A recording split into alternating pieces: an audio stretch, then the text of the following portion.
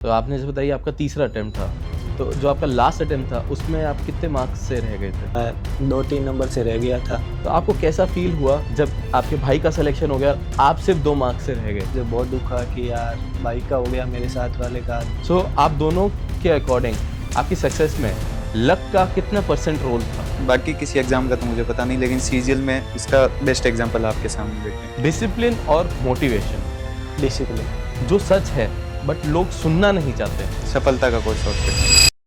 नमस्कार दोस्तों, स्वागत है आपका सपनों से सफलता के सफ़र के चौथे एपिसोड में। दोस्तों आज हमारे साथ हैं दो ऐसे भाई एक ही परिवार के जिन्होंने बहुत ही कम उम्र में सफलता की ऊंचाइयों को छू लिया है। आज हमारे साथ हैं GST inspector Deendayal Godara and custom inspector Dev Krishna Kookna ji. पहली बार स्वागत है आप दोनों का हमारे इस पॉडकास्ट पे।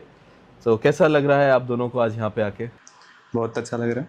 एक समय पे आप यहाँ पे स्टूडेंट हुआ करते थे, तो कितना टाइम हो गया आपको? जॉब लगे हुए 1 साल हुआ है। 2024 बैच से सेलेक्ट हुआ था और 842 रैंक थी मेरी, 842 रैंक थी। और बस ये सेकंड प्रेफरेंस पे रखी थी मैंने कस्टम इंस्पेक्टर एग्जामिनर, और फर्स्ट पे रखी थी नारकोटिक्स, जो मिली नहीं मुझे। ओके, और आप? मैं युवा से इसके साथ ही हूँ और मेरा ये तीसरा अटेम्प्ट है। इस बार मुझे जीएसटी इंस्पेक्टर मिली है। मेरी ऑल इंडिया रैंक 617 है। बहुत बढ़िया, बहुत अच्छी बात है ये। तो आपका और आपके परिवार का जिस दिन रिजल्ट आया, तो उससे पहले जो नर्वसनेस थी और रिजल्ट आने के बाद की जो खुशी थी, उसके बारे में कुछ बताएं। ऐसी नर्वसनेस वाली बात कुछ थी नहीं, क्योंकि हमें पहले पता नहीं था कि आज रिजल्ट आने वाला है।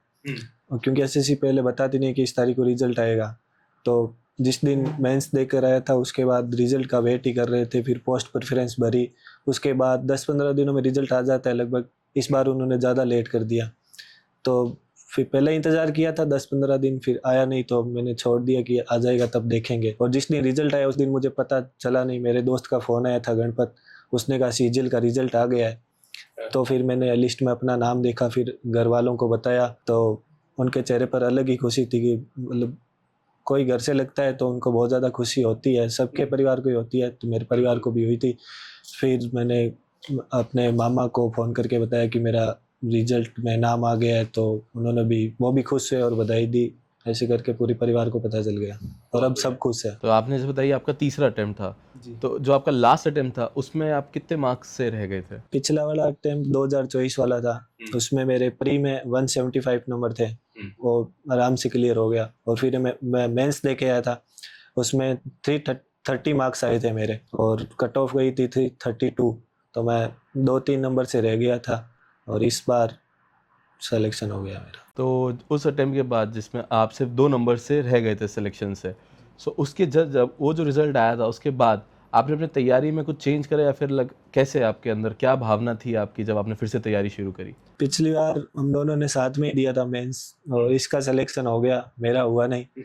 तो मैंने सिलेक्शन तो लेना ही था, इसका हो गया, तो मैंने दोबारा से बढ़िया तैयारी स्टार्ट की। क्योंकि पिछली बार मैं मैथ की वजह से रहा था, मैथ मेरे कम मार्क्स थे, उसकी वजह से रह गया। इस बार मैंने ज़्यादा फोकस मैथ पे रखा, खूब प्रैक्टिस की, और मैथ में इस बार अच्छे नंबर आए। और वो वैसे भी ओवरऑल भी बढ़िया मार्क्स थे, तो इस बार हो गया। तो प्रिपरेशन के टाइम आपके सोशल लाइफ पे क्या इम्पैक्ट पड़ा? ऐसा ज़्यादा कुछ, मतलब सोशल लाइफ में मैं सोशल मीडिया वैसे यूज़ नहीं करता था। बाकी सबसे बढ़िया मतलब जो मैं चीज़ करता था, जब मेरा मन करता था कि कहीं घूमने जाना, गया ये वो कुछ अलग करने का, मतलब थोड़ा सा पढ़ाई से ब्रेक लेने का, तो मैं अपने दोस्तों के पास जाता था। लगभग यहीं आसपास के मोहल्ले के लड़के हैं, साथ में रहे हैं शुरू से, तो उनके साथ जाता, उनके साथ थोड़ा वक्त बिताता तो अच्छा लगता। बाकी सोशल, मैं खुद का फ़ोन था नहीं तो सोशल मीडिया मैंने यूज़ नहीं किया था तैयारी से पहले। तो कभी ऐसा हुआ था कि जैसे आपने कोई मॉक दिया और उस मॉक में आपके कम स्कोर आया, तो उससे इम्पैक्ट पड़ा, तो आपने अपने आप को ऐसे पनिशमेंट दी कि नहीं भाई अब दोस्तों के पास भी नहीं जाना क्योंकि पढ़ाई पे इम्पैक्ट आ रहा है, अब जितना टाइम है बस प्रिपरेशन ही करनी है? नहीं नहीं नहीं, दोस्तों से मिलना मतलब मेरे लिए एक फ्यूल की तरह काम करता था। उनसे मिलता, मुझे मोटिवेशन मिलता, क्योंकि वो भी यही चीज बोलते थे कि तू निकाल लेगा, तू कर सकता है।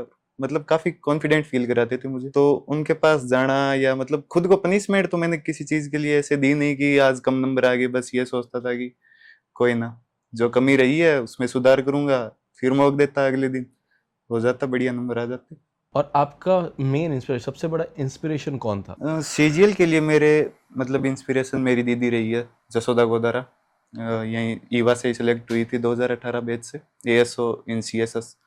तो उसी ने गाइड किया शुरू से, उसी ने बताया कि एसएससी मतलब सीजीएल क्या होता है, उसमें क्या क्या पोस्टें होती है, और ईवा में मतलब बीकानेर में तैयारी करने के लिए सबसे बढ़िया कोचिंग सेंटर कौन सा है।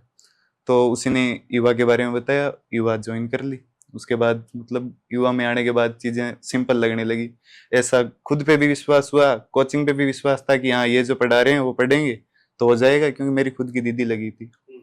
तो बस विश्वास पे दुनिया कायम। बिल्कुल।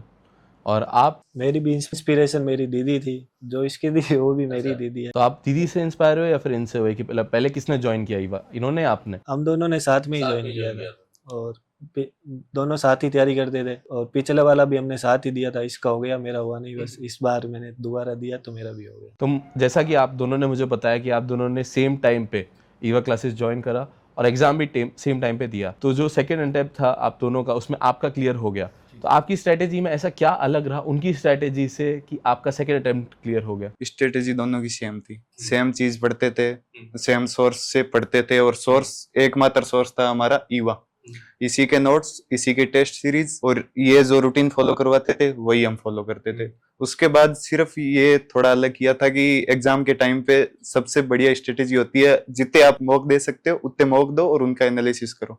तो उसके लिए टेक्स्ट बुक और ओली बोर्ड इनका मतलब सब्सक्रिप्शन लेके इनसे मॉक दिए थे। उसके अलावा कहीं से अलग कुछ पढ़ना ये सब कुछ नहीं किया था। स्ट्रेटेजी सिंपल थी, बस ईवा को फॉलो किया पूरी तरीके से। तो आपकी स्ट्रेटेजी में ऐसी कौन सी चीज़ मिसिंग थी जिससे आप सिर्फ 2 नंबर से रह गए? आपको क्या लगता है उस एग्जाम में आप क्या कर सकते थे कि आप कट ऑफ रीच कर जाते? जैसा कि मैंने पहले बताया था कि मेरे पिछली बार मेरा मैथ की वजह से नहीं हुआ था। मैथ में मेरे बहुत ही कम मार्क्स थे। अगर मेरे 1-2 क्वेश्चन और सही हो जाते तो मेरा पिछली बार भी हो जाता, और इसकी मैथ मुझसे ज़्यादा अच्छी है तो इसका पिछली बार हो गया।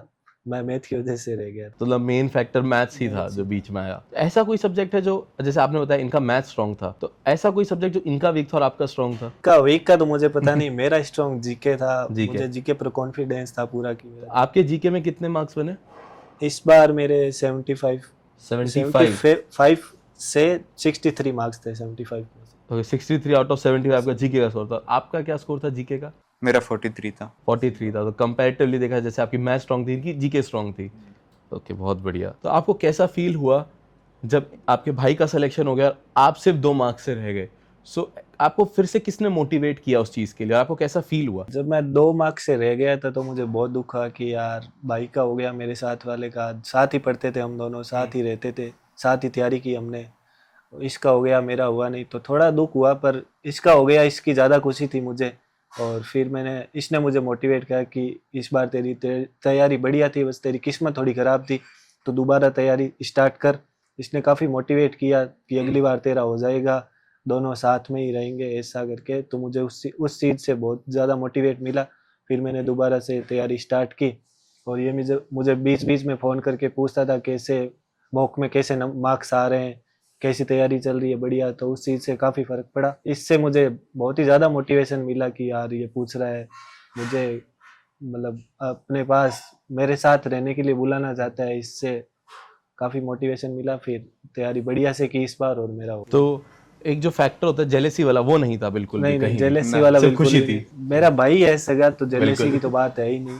बहुत बस बढ़िया। खुशी थी कि इसका हो गया बस। तो दीनदयाल, जैसा कि हम जानते हैं कि आपके भाई ने कस्टम इंस्पेक्टर फील्ड चूज़ किया और आपने जीएसटी, तो वो वेरिएशन क्यों आया? कैसे, मतलब किस चीज़ ने आपको मोटिवेट किया कि भाई मुझे जीएसटी में जाना है, कस्टम्स में मेरा प्रेफरेंस नहीं होगा? मुझे तो ये पहले मुझसे पहले लग चुका था कस्टम इंस्पेक्टर, तो इसी ने मुझे बताया कि कस्टम इंस्पेक्टर से बढ़िया तू जीएसटी ले ले, तेरे लिए वो ज़्यादा बढ़िया रहेगी। और दूसरा फैक्टर ये है कि जीएसटी में आपको वर्दी मिलती है, और मुझे वर्दी वाली जॉब ज़्यादा बढ़िया लगती है, तो मैंने जीएसटी अपनी प्रेफरेंस चुनी थी। सो आप खुद कस्टम में होके आपने अपने भाई को जीएसटी की सलाह क्यों दी? जीएसटी की सलाह इसलिए दी थी कि सर जैसे कस्टम में अब अपने को नज़दीक से नज़दीक पोस्टिंग मिल सकती है मुंबई, और जैसे इसके आंसर की में नंबर थे तो ये इसके थे मतलब नियरली 100 टॉप 100 में आ रहा था कंप्यूटर क्वालिफाइड कैंडिडेट्स में। तो मुझे लगा होम पोस्टिंग मिल जाएगी जयपुर जीएसटी, तो इसके लिए सबसे बढ़िया रहेगी, क्योंकि ये घर से पहले भी इतना दूर रहा नहीं है। तो होम पोस्टिंग हर कोई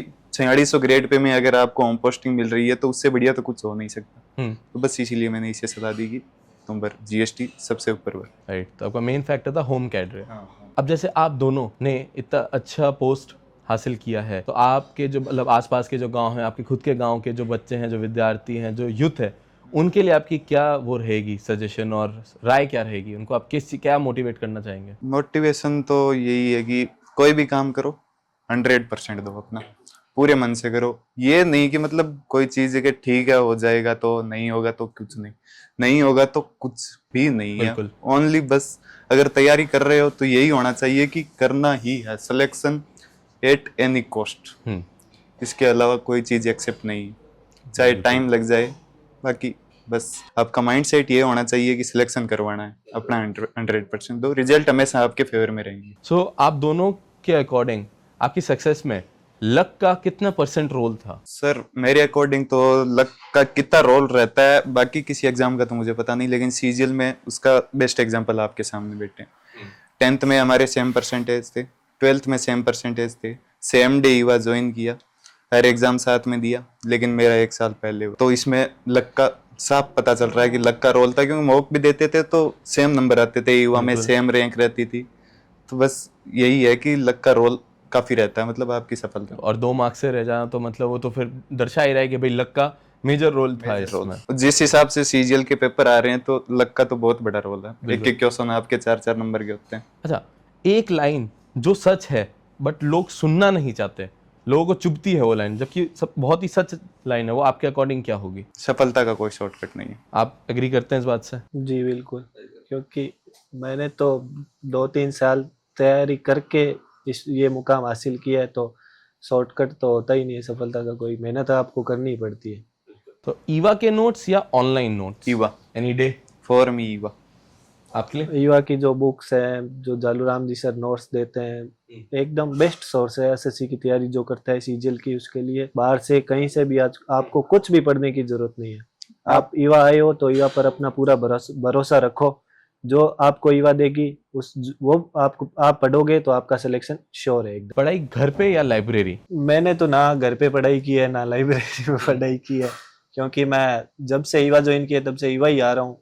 युवा में कंप्यूटर लैब बनाई हुई है और बढ़िया माहौल है उसका, उसमें कंप्यूटर लगा हुआ है, आप जब चाहो आप मॉक दे सकते हो। तो मैंने अपनी पूरी प्रिपरेशन लैब में ही किया, ना कभी लाइब्रेरी गया मैं, और ना घर पे मैंने कभी पढ़ाई की नहीं है। तो टारगेट बेस्ड स्टडी या फिर hour based? Target based. Target आप बेस्ड, मतलब दिन में आप अपना एक टारगेट रखते हो, वो आपने अचीव कर लिया, उससे बढ़िया चीज आपके साथ कोई हो ही नहीं सकती है। आहार बेस्ड ऐसा कुछ है नहीं, जैसे आपने 2 घंटे पढ़ाई की पर उसका प्रोडक्टिव कुछ निकला ही नहीं। आपने बस 2 घंटे आप ऐसे सोच लिया मैंने 2 घंटे पढ़ लिया और कुछ प्रोडक्टिव निकला नहीं है। उससे अच्छा है कि आप टारगेट बेस्ड स्टडी करो।